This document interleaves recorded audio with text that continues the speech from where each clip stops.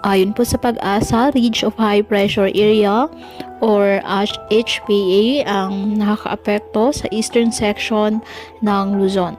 Samantala, walang bagyo o low pressure area na minomonitor o namamataan sa loob at labas ng ating PAR na maaring makaapekto sa lagay ng panahon.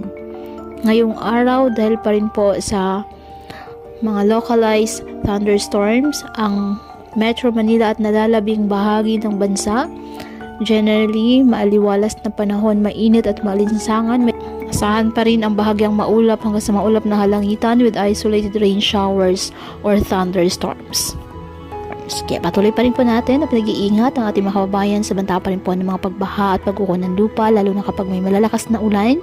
At ugaliin na magdala palagi ng payong o kahit anong mapanangga sa ulan o di kayo po ay sa init ng araw kapag lalabas ng ating mga tahanan. At yan po muna ang update sa lagay ng panahon ngayong araw.